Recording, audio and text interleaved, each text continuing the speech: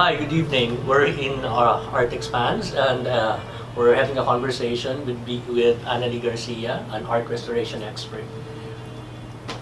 Hi, I'm ANNALI. We are currently at my studio where I restore artworks in Manila for the last 10 years. Yeah, tell us something more about what you do and what kinds of works have you done? Well, I am quite comfortable doing a lot of masters, old master paintings like Amor Solos and Alcuaz paintings, various Anita Magsaysayos. Not very much on the moderns, but the old master painters who are highly valued in the Philippines. When we talk about restoration, do you have clients? Do you have museums as clients? Or A lot collectors? of my clients are mostly private collectors, but I also started in 2010 with as a consultant for a government agency, Intramuros Administration, where I documented about 350 items Wow. of their collection, meaning I did the art, the condition report of each piece that they have. They're finishing the museum to this day. Museo de Intramuros, hindi pa nag-open. Hindi pa nag-open. So in the meantime, I do But also. the collection went through Yeah, you. but because I am also a private sector gallery art conservation lab, Bottega di Ana Maria Luisa, that's what it's registered in 2017.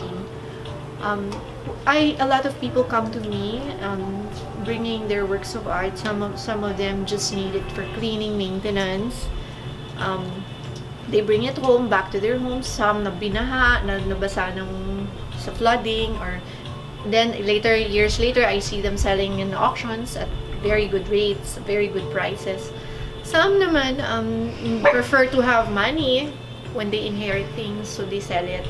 But before they unload, they need to clean it. Then so part of the service is cleaning, fixing the tears, the punctures, or giving documentation. Papers like who owns it, what's the measurement, description, condition How much report. do these services cost? It really varies, no? Like from the Sometimes, smallest piece. well, it ranges from 30 to about 200,000. 30. No, it depends on how much work I have to do, but something of this size would be about 200,000 pesos. However, I'm not one of the more expensive restorers because some really have laboratories, parang, and some a charge as high as 1 million, half a million. How long does it take you to restore an artwork? Well, I would gauge normally 2 weeks, no, to clean an Amor Solo. Ako mabilis. And I also do non-invasive techniques. Can you tell us some more about non-invasive? When I say non-invasive, I don't open it up eh. Hindi ko siya tinatanggal into pieces. No, I only do parang wala namang kasing work of art sa Philippines that is above 500 years old eh. 'Di ba? A lot of our works of art are what? Modern. 50 years old lang. So why do we have to open it up? Wala. Art started here late na. Oh, In the Renaissance period in Italy, 15th century, what were we doing here? We were doing a little Neanderthal art. Yung diba? mga Juan Luna, you don't restore. Sina Juan Luna, Fix lumabas it. na lang sila 18th century. 18th century, So, yeah. a lot of the things I've done, yes, I have done some Lunas, some Hidalgos. Yes, I have encountered some false masters. False masters. I can say, because I've done a lot of Amor Solos, I can say what is real and what is not. But so you also the work real, on non-real? no, I don't work on fakes, no. But I normally reject it. But any work of art I can fix, no matter kung fake or hindi. But it's more of, I don't deal with forgeries. It's So unethical. it's like when you submit a work for cleaning or restoration and you reject it, it's like an automatic thing that it's not. Hindi naman, no. real. No naman reject. But it's more of, Nakapeke pala sometimes, it's, yeah, well, because it's not ethical nga eh, to do work for people who are trying to use your name for forged works of art. But do they And know it- that the works are forged? So when they do, Some they deliberately clients submit don't something? know that. Some Oh, that would be. are nagsasadya. However, because I'd rather not veer on negative matters, and it's not really my expertise.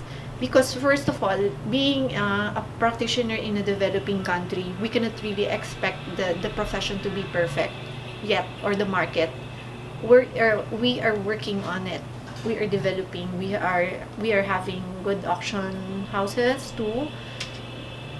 They're doing very well. But like in this field of conservation, we also have a scientific technical approach to it. We don't have the equipment like meron mga infrared spectrography cameras, which can, just by putting it in front of a painting, can tell you what's the age of the pigments. So that avoids the fake. Masasabi agad na it's this old, it's 500, it's 50 years old, or it was just made yesterday. Magaling talaga yung artist kumopya. Kasi they are taught techniques. Wow. So, konti lang kayo. You mentioned earlier that there are only five of you here in the Philippines who does. We're quite art yeah, restoration. and we talk it to each other. We compare So, notes.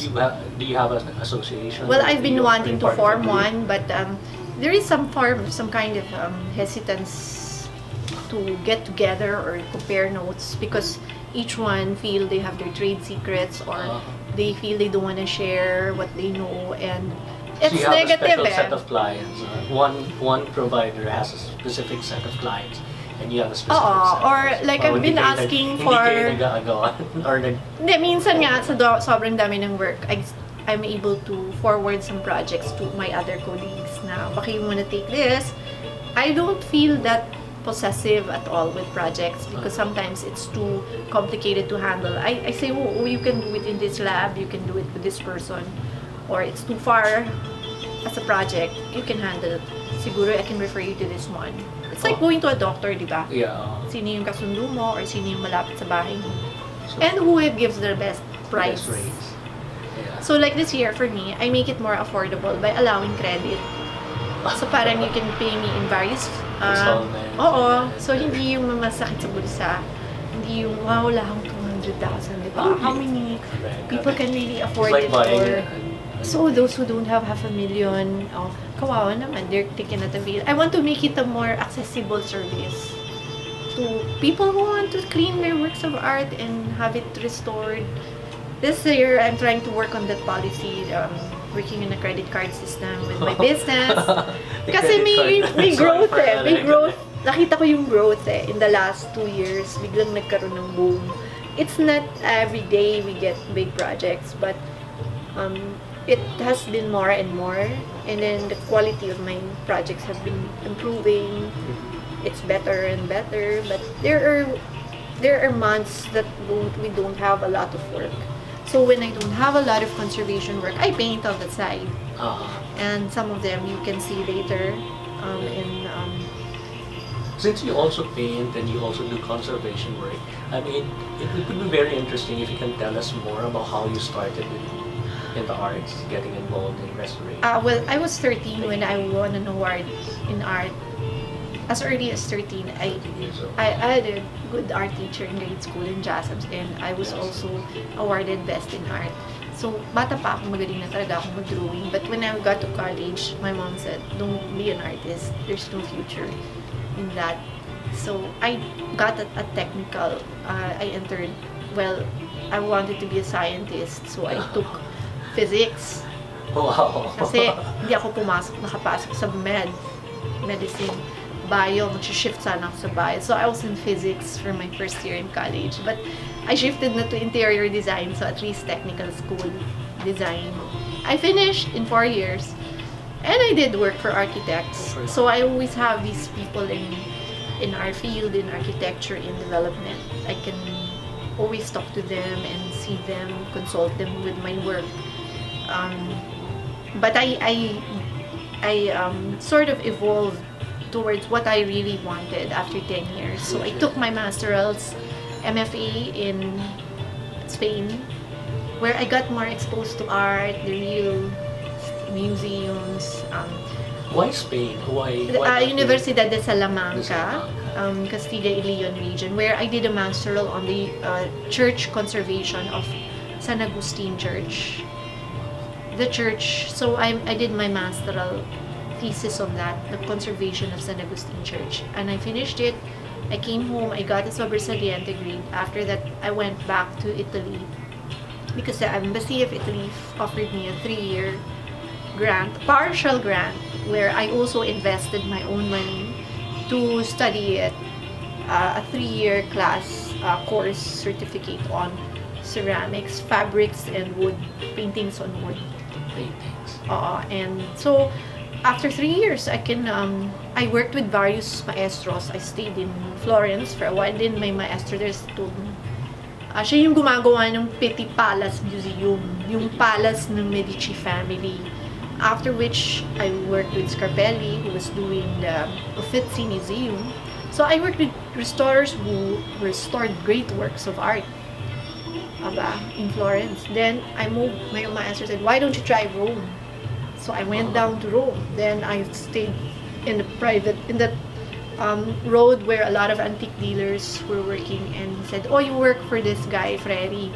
Siya yung nagre-restore 17th century art naman. So nag-change ako ng 15th century sa Florence.